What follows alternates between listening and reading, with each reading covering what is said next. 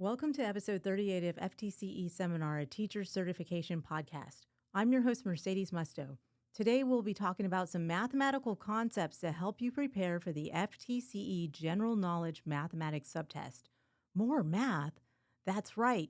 And today, we're going to dive into the world of ratios and proportions. Aren't proportions and ratios kind of like the same thing?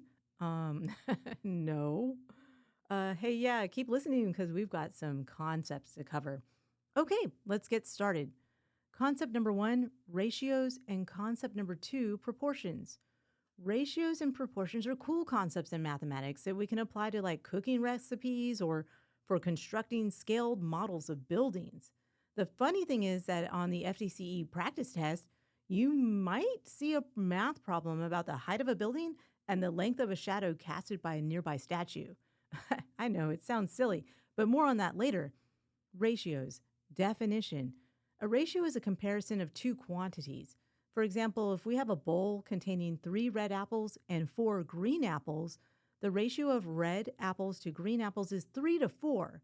But how do we write that mathematically? Ratios often are expressed in colon form, such as 3:4, or in fraction form, which would be 3/4. Explanation. We have 3 red apples for every 4 green apples. I love apples. Okay, wait. Where were we? Yes. Proportions.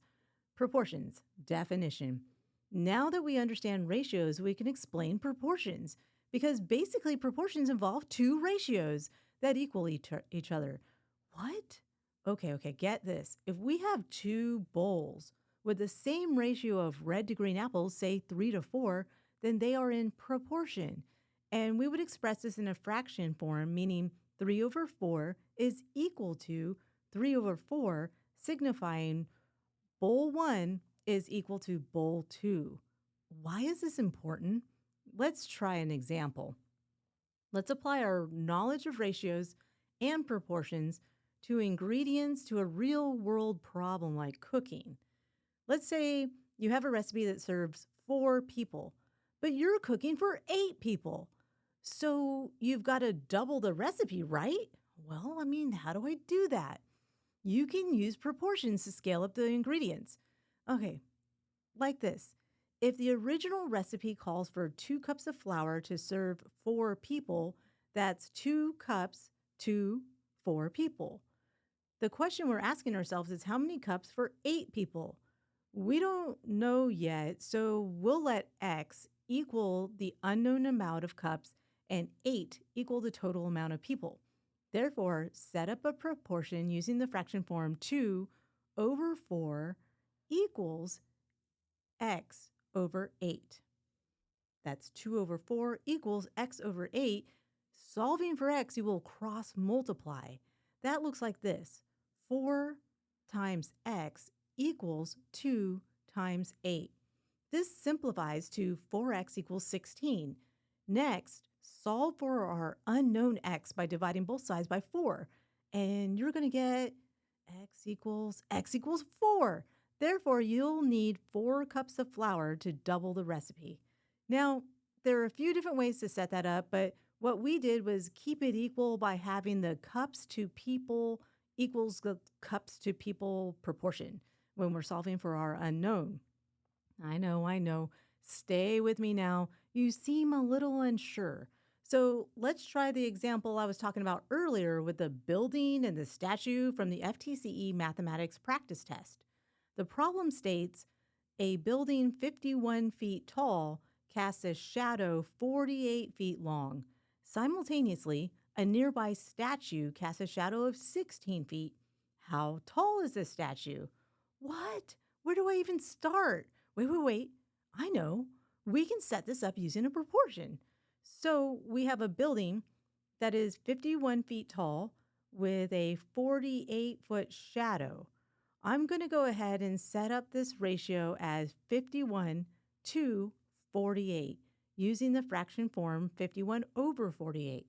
Next, I have a statue that is I don't know how tall and a shadow of 16 feet. Well, what do I do with the unknown? Yes, that's right. I assign it as X.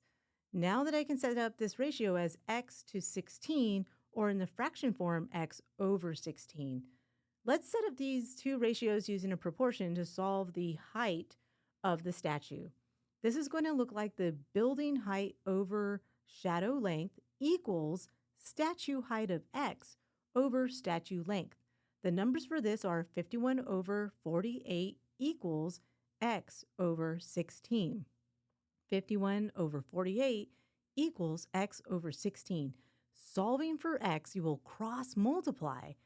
48 times x equals 51 times 16.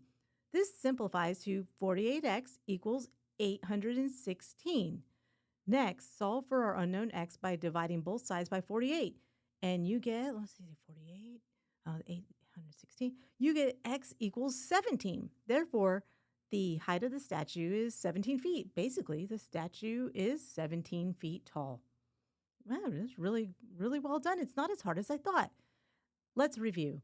Remember that a ratio is a comparison of two quantities, and ratios are often expressed in colon form, such as 3:4, or in fraction form, which would be 3 over 4. Next, proportions involve two ratios that are equal to each other. We set up proportions using two equal ratios when we are solving for an unknown quantity, like such as height. Being able to identify and understand when to use a ratio and proportions to solve problems will definitely help you on the FTCE Mathematics subtest. For more practice with math concepts, visit ftceseminar.com to study for the test. The important thing is to start studying, and start studying today so you can pass the teacher certification exam. Well, what are you waiting for? Check us out on YouTube at FTCE Seminar and start studying today. This podcast was recorded at the Pickens Multimedia Studio at the University of West Florida. This podcast is listener supported. Contributions can be made via the listener support link on Spotify, or hey, you can buy me a coffee at ftceseminar.com. This is your host, Mercedes Musto. Join me again on FTCE Seminar.